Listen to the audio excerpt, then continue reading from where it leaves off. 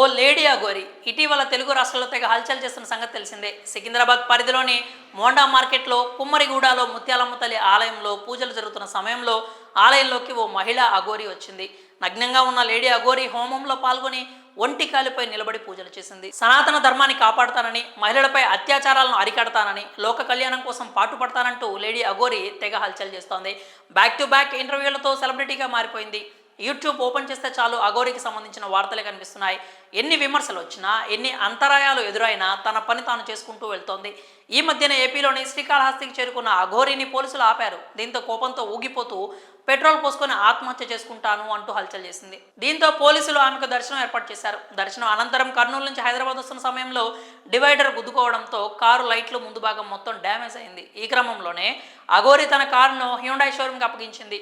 Showroom నుంచి బయటకు వచ్చిన కారు న్యూ లుక్తో కనిపిస్తోంది. దీంతో అఘోరి కొత్త కారు కొందంటూ వార్తలు వచ్చాయి. అసలు వాస్తవం ఏంటంటే అది పాత కారే అని తేలింది.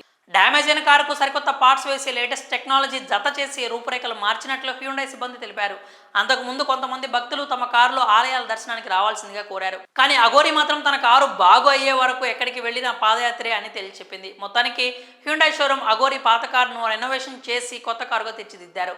ఈ కారులోనే ఆమె హైదరాబాద్ బయలుదేరి వచ్చింది. ఇదిలా ఉంటే అఘోరి తన స్టైల్ కూడా మార్చింది. అంతకుముందు నగ్నంగా ఉన్నప్పటికీ శ్రీకాళహస్తిలో జరిగిన సంఘటన తర్వాత దుస్తులు ధరించి కనిపిస్తోంది. ఒకసారి ఎరుపు, మరోసారి నలుపు ఇలా వస్త్రాలు ధరించి కనిపిస్తోంది. ఇదిలా ఉంటే AP deputy CM Pawan Kalyan కలవాలని మంగళగిరిలోని జనసేన పార్టీ కార్యాలయం ఎదురుగా ఉన్న రహదారిపై బైఠాయించింది. చాలాసేపటి వరకు హైడ్రామా నడిచిన తర్వాత మొత్తానికి ఆమెకు నచ్చజెప్పి అక్కడి నుంచి పంపించారు పోలీసులు.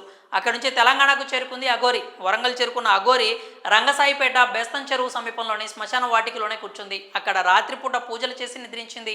5 రోజులు తాను దీక్ష చేస్తున్నానని, మగవారితో మాట్లాడను అని చెప్పింది. ఈ క్రమంలోనే అఘోరి కేవలం మహిళలతోనే మాట్లాడుతోంది. తాజాగా అఘోరి మరో సంచలన నిర్ణయం తీసుకుంది. వరంగల్ నుంచి ఆమె మకాం మార్చినట్లు తెలుస్తోంది.